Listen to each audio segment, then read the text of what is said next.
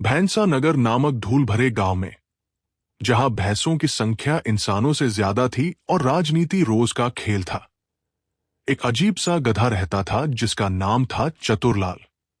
वो साधारण गधा नहीं था। वो गंभीरता से गर्दन हिलाता, फटी हुई नेहरू टोपी पहनता और केवल चुनाव के मौसम में ही रेंगता था। गांव वाले आधे हंसी में और आधे हैरानी से उसे गधा नेता कहने लगे। चतुरलाल मुन्ना नामक एक चाय वाले का था, जिसके सपने उसकी केतली से कहीं बड़े थे। एक दिन जब मुन्ना भ्रष्ट नेताओं पर गुस्सा निकाल रहा था, तभी चतुरलाल इतनी जोर से रेंका कि पूरी चाय की दुकान सन्नाटे में आ गई। मुन्ना बोला, देखा, मेरा गधा भी इन नेताओं से ज्यादा राजनीति समझता है। बात जंगल की आग की तरह फैल गई। जल्द ही चतुरलाल को गांव की बहसों में बुलाया जाने लगा। वो चुपचाप खड़ा रहता, सही समय पर रेंकता और जो भी उसे रिश्वत देने की कोशिश करता उसे लात मार देता। उसकी लोकप्रियता बढ़ती गई।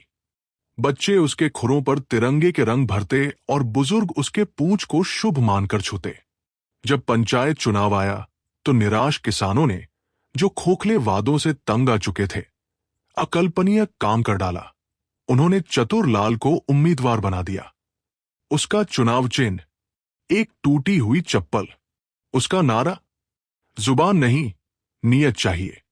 विरोधी हंसने लगे, गधा नेता बनेगा, अब क्या भैंस वित्त मंत्री बनेगी। लेकिन चतुरलाल का प्रचार रुकने वाला नहीं था। उसने कभी झूठ नहीं बोला, कभी झूठा वादा नहीं किया और कभी रात ढलने के बाद गायब नहीं हुआ। उसका घोषणा पत्र बहुत सीधा था। सबके लिए मुफ्त चराई का अधिकार, हर गली में पानी की नांद, कोई भाषण नहीं, केवल काम। चुनाव के दिन भैंसा नगर ने इतिहास देखा। चतुरलाल भारी मतों से जीत गया, गर्व से रेंगते हुए, जबकि गांव वाले उसके चारों ओर नाच रहे थे। जिला कलेक्टर, जो ये समझ नहीं पा रहे थे कि गधे को शपथ कैसे दिलाए, बस उसके गले में माला डाल दी और कहा, जनता की इच्छा सर्वोपरि है। सरपंच बनने के बाद चतुरलाल ने गांव बदल दिया। उसने गैरकानूनी कब्जे तोड़ दिए, बजट बैठकों में चुपचाप खड़ा रहता, जिससे वे जल्दी निपट जाती, और सरकारी जीपों में बैठने से मना कर दिया। वो पैदल चलता, सबको याद दिलाते हुए कि असली नेतृत्व विनम्रता होता है। जल्द ही पड़ोसी गांवों से लोग सीखने आने लगे। हमें भी गधा नेता चाहिए, वे कहते। चतुरलाल मजाक का नहीं, ईमानदार नेतृत्व का प्रतीक बन गया। उसका टूटा चप्पल वाला चिन्ह दीवारों पर उकेरा जाने लगा और लोकगीतों में उसकी मौन समझदारी की प्रशंसा की जाने लगी। लेकिन सत्ता ईर्ष्या भी लाती है। एक दिन एक चालाक नेता उसे सुनहरी काठी और आयातित गाजर देकर लुभाना चाहता था। चतुरलाल ने सूंघा, मुड़ा और ऐसी जोरदार लात मारी कि वो पूरे बिहार में मीम बन गया। साल गुजरते गए। चतुरलाल बुढ़ापे में शांति से जिया। उसका बाल सफेद हो चुका था, जैसे कोई अनुभवी राजनेता। जब आखिरकार वो मर गया तो गांव ने उसका अंतिम संस्कार एक नायक की तरह किया। गांव के चौक में उसकी मिट्टी और सादगी से बनी प्रतिमा खड़ी की गई। नेहरू टोपी पहने, आंखों में खामोश चुनौती लिए, और उसके नीचे पट्टिका पर लिखा है, उसने कभी बोला नहीं, फिर भी नेतृत्व किया। उसने कभी वादा नहीं किया, फिर भी पूरा किया। वो इंसान नहीं था, लेकिन बहुतों से बढ़कर था। सकारात्मक पक्ष। गधा विनम्रता, धैर्य और शक्ति का प्रतीक माना जाता है।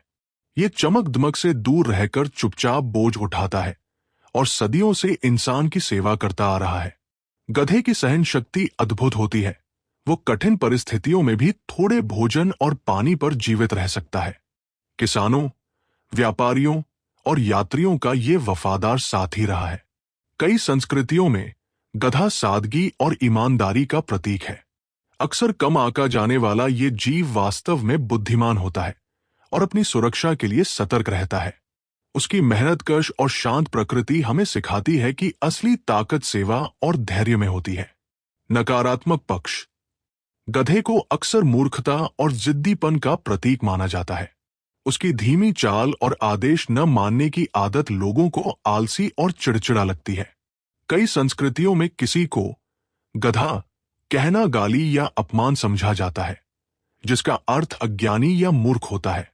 गधे की ऊंची और बेवक्त की रैंकना भी लोगों को परेशान करती है।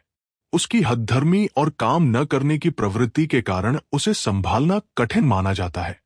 मेहनत कश होने के बावजूद उसकी अनाड़ी चाल और खराब छवि अक्सर उसके अच्छे गुणों को दबा देती है। इसलिए गधे को मजाक और उपेक्षा का पात्र बना दिया गया है।